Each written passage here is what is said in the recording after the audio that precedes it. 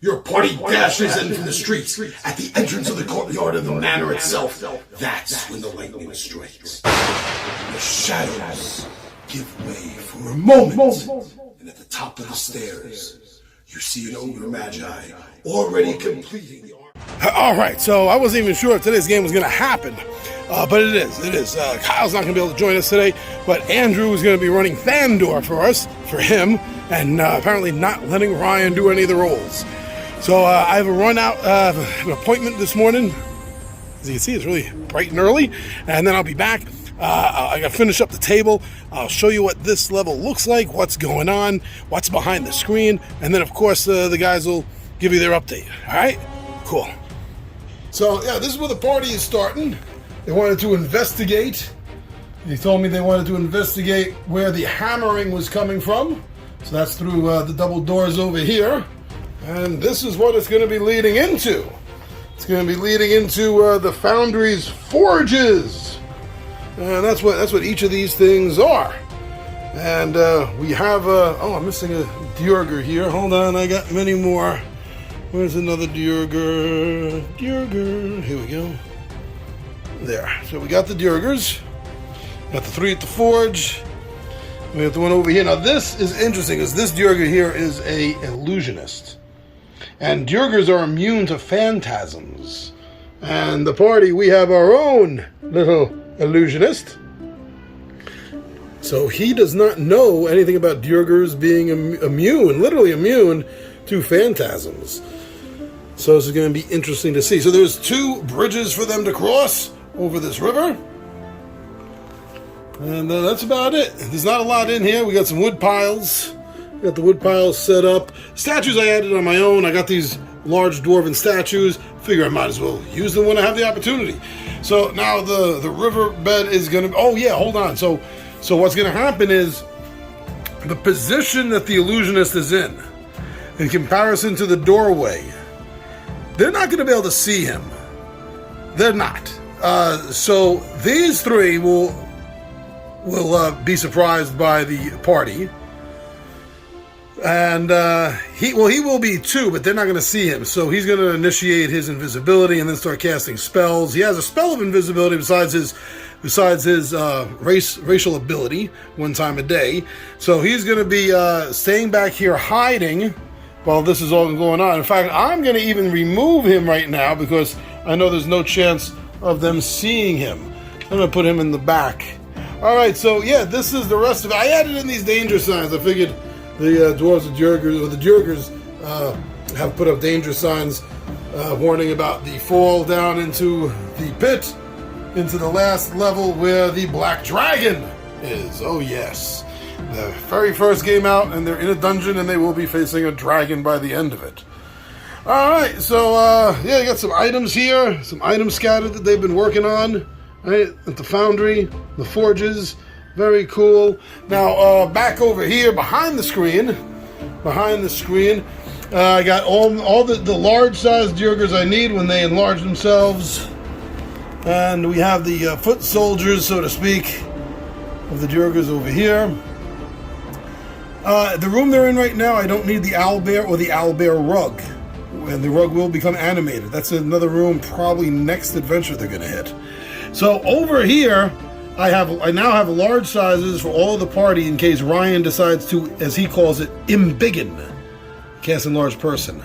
I changed out the one for Ron's fighter to the aspect of cord, and flanking that on either side, I have a forest giant with a bow for Kyle's Thandor, and there's an ogre mage in a robe and hood and everything. So I'm going to use that in case for any reason they need to embiggen our half-orc thief cleric, and in case the monk gets embiggened, look at this hill giant I found, huh? Like almost perfect. Yeah, he's all fisticuffs. So I got all that covered. Everything here is ready to go. And just final touches, the apartment and walking the dogs And we are all good. All right, let's check in with the 20-sided warriors. Okay, now we go. There we go. Three failed attempts, and we are trying one last time to get this recap. Otherwise, to hell with it, I'm just going to write it, and you have to read it. Okay. So, welcome to the Dwarven Antechamber. Before us sits 3 intricately carven dwarven statues, and was it 2 or 3 doors? It was 2 doors, 3 statues. 2 doors, 3 statues. The rogue, being the rogue, checks for traps. Just to see, is there anything going on? He doesn't find anything. Goes to open the door, and of course the statue is trapped. What else? Dwarves actually make these statues with axes traps? And Rinrick should know better because he already ran into a trapped dwarven statue once before. Alright.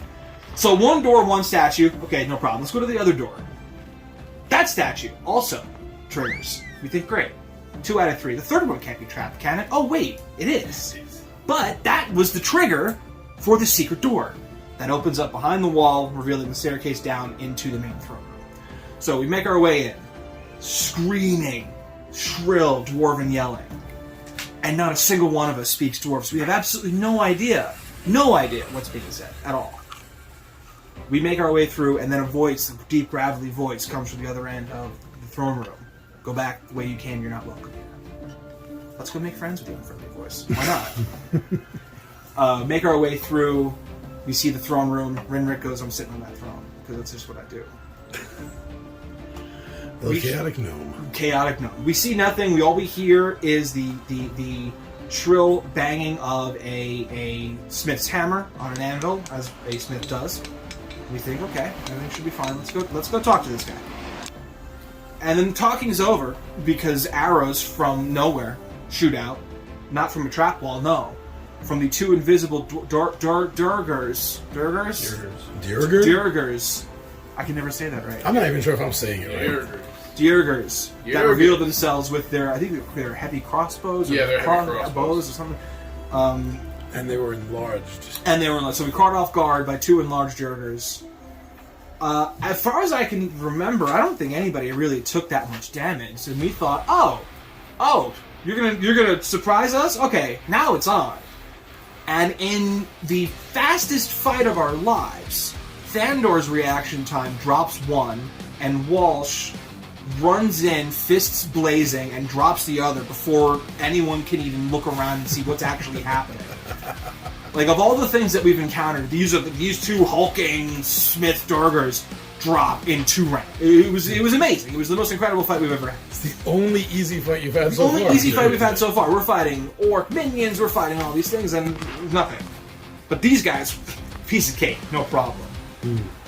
And then before us lies the throne room. And we hear the door open at the far end, so we think, we realize there was probably another one that made its way out. Because since they were invisible, we couldn't see what was going on. All we heard was the door open and shut. We can't get it. So we think, do we follow this guy, or do we want to backtrack? Because we saw a couple of doors on the way in when we first went in. So we backtrack, make our way to one of the other rooms, which we realize is a dwarven, like, small little temple or sanctuary chamber that we enter, and we see that it's been defaced by, we're assuming, I believe it was written in Orcish. I think there were Orcish writings and graffiti. Yeah, graffiti and lewd images to deface this altar.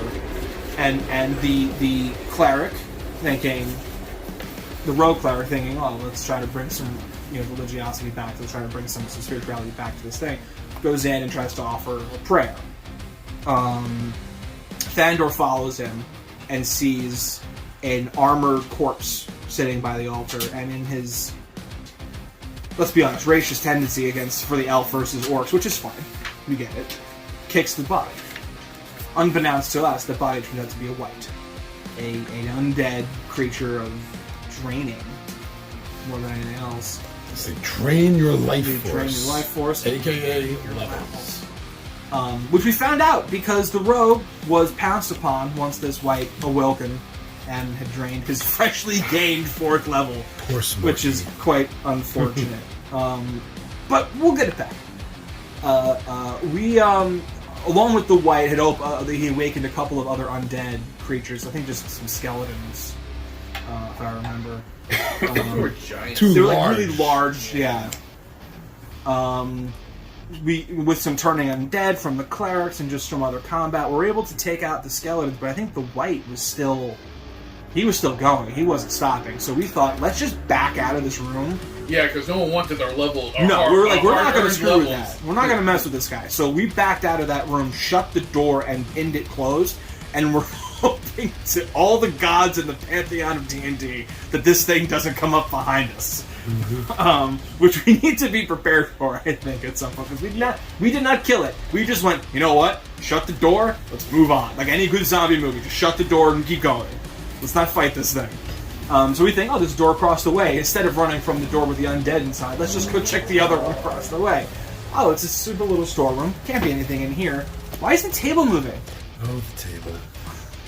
The table, which, like I said before about the quick fight against the hulking, smithy dwargers with giant bows, instead we have one of the longest fights of our lives. It's not considered a boss fight against, I don't even know what to call it, an enchanted table? Animated. It was an animated table. Just animated table. A solid wood table.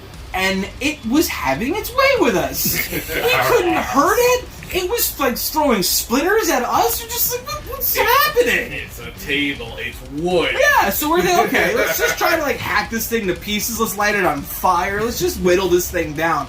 And no pun intended. Remember at one point the wizard, necromancer cast backbiter spell? Oh, yeah. Because it only affects wood-hafted items and its whole body is wood. So it went to hit one of you and it ended up hitting itself and putting a big crack in it. Yeah, And it's yeah, like, hey, there we go. okay, we're finally getting some damage here. But even on fire, it felt like it wasn't doing anything. And then the necromancer also used his last large bone. I can't remember if it was a minotaur or It's a zombie. Zombie. Large. It was basically a hill giant zombie that came out. And then Rinrek used one of his enlarge spells to enlarge the monk for his giant fists of fury, which he still is enlarged for the next few moments, which will be nice, I hope.